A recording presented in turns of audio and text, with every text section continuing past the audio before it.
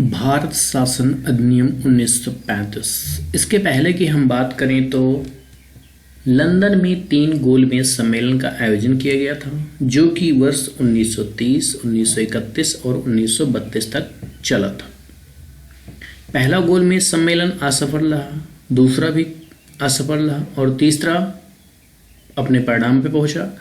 तीसरे गोलमेज सम्मेलन के बाद 1933 ईस्वी में श्वेत पत्र जारी किया गया था।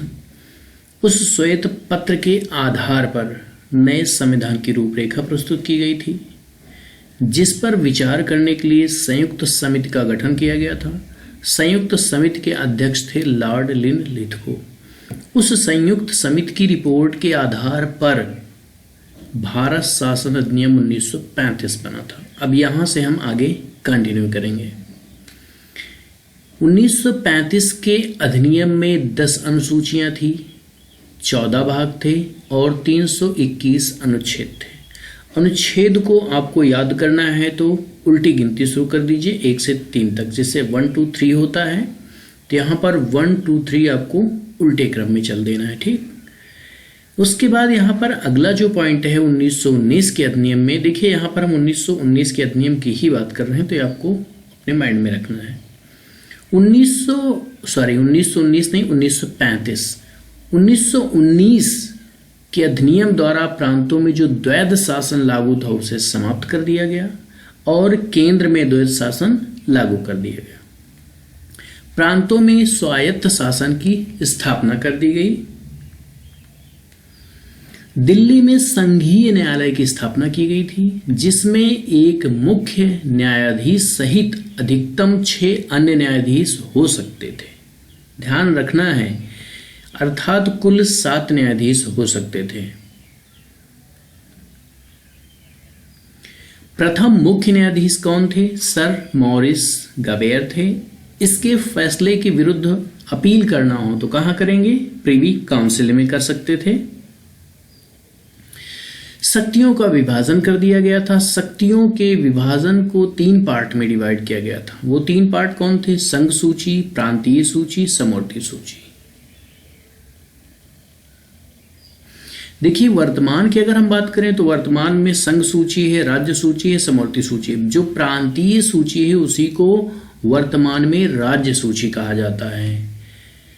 तो संघ सूची में 59 सब्जेक्ट्स थे और प्रांतीय सूची में 54, समवर्ती सूची में 36। देखिए संघ सूची का मतलब यहां पर है इस सूची के अंतर्गत ऐसे विषयों को रखा जाता है जिस पे केंद्र कानून बनाता है। राज्य सूची जो वर्तमान में है उसमें जो विषय होते हैं उन पे राज्य कानून बनाता है। समवर्ती सूची जो होती है उसमें क्या होता है? राज्य और केंद्र दोनों को कानून बनाने का अधिकार होता है। सपोज दैट किसी कानून पर मतभेद हो जाए तो उस कंडीशन में जो केंद्र कानून बनाएगा वही मान्य होगा। अब हम यहां पर आगे बढ़ते हैं, आगे थोड़ा सा देखते हैं। देखिए यह अनेक ब्रेकों वाली इंजन रहित गाड़ी है। ये किसके संबंध में कहा गया था? भारत शासन अधिनियम 1935 के संबंध में कहा गया था। किसने कहा था? पंडित नेहरू ने कहा था। पूर्णतः सड़ा और मूल रूप से बुरा है। किसने कहा? जिन्ना ने कहा था। भारत परिषद का अंत कर दिया गया था। म्यांमार जिसे कि वर्मा या म्यांमार कह लीजिए को भारत से अलग कर दिया गया था 1935 के अधिनियम के द्वारा। 2 नए प्रांतों का गठन भी किया गया जो कि उड़ीसा और सिंध थे। अब यहां पर देखते हैं कि भारत में पहली बार प्रांतीय चुनावों का आयोजन हुआ था जो कि 1937 में हुआ था। 11 प्रांतों में चुनाव हुए थे, जिनमें से 6 प्रांतों में कांग्रेस ने अपनी सरकार बना ली थी। कितने प्रांतों में? 6 प्रांतों में। 5 प्रांतों में कांग्रेस को बहुमत मिला था, पूर्ण बहुमत। कांग्रेस का निशाना पीला बक्सा था। मुस्लिम लीग को सबसे ज्यादा सीटें मिली थी कहां? पश्चिम बंगाल में मिली थी।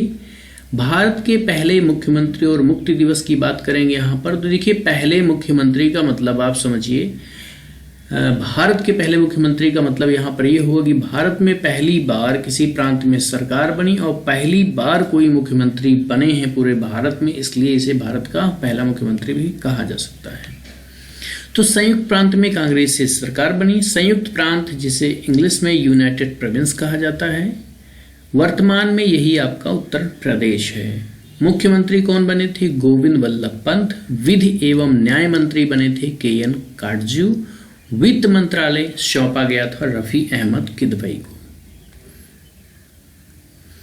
1939 में कांग्रेस ने अपने मंत्रिमंडल से इस्तीफा दे दिया था। देखिए, इस्तीफा देने का मुख्य कारण जो बताया गया था, बिना कांग्रेस की सहमत किए द्वितीय विश्व युद्ध में भारत को शामिल करना, युद्धोपरांत भारत की स्वतंत्रता की मांग की उपेक्षा करना। ये कांग्रेस का आरोप था। किस पे? अंग्रेजों पर, कि वो एक तो हमारी जब सरकार है वर्तमान में तो हमसे पूछना चाहिए था, बिना हमसे पूछे द्वितीय विश्व युद्ध में ढकेल दिए हमको। उसके बाद ये था कि जैसे कि भारत की स्वतंत्रता की मांग की जाती थी तो ये बताया गया कि आप उपेक्षा कर रहे हैं, हमारी मांग पे ध्यान नहीं दे रहे हैं। जब कांग्रेस ने इस्तीफा दे दिया 1939 में, तो मुक्ति दिवस मनाया गया। मुक्ति दिवस किसने मनाया भैया? मुस्लिम लीग ने बनाया था 22 दिसंबर 1939 को। अब मुक्ति दिवस का मतलब आप समझ सकते हैं कि आपसे हमें मुक्ति मिली। ये किसका मानना था? मुस्लिम लीग का। इसके बाद अब आगे हम कंटिन्यू रखेंगे अगस्त प्रस्ताव से। इस वीडियो में आपको मैं कंटिन्यू सीरीज दे रहा हूं भारतीय संविधान की, जो कि आपके एग्जाम के लिए बहुत ही हेल्पफुल साबित होगी। वीडियो पसंद आए तो लाइक करिएगा, चैनल पे नए हैं तो सब्सक्राइब करिएगा, अपने दोस्तों के साथ वीडियो शेयर जरूर करिएगा।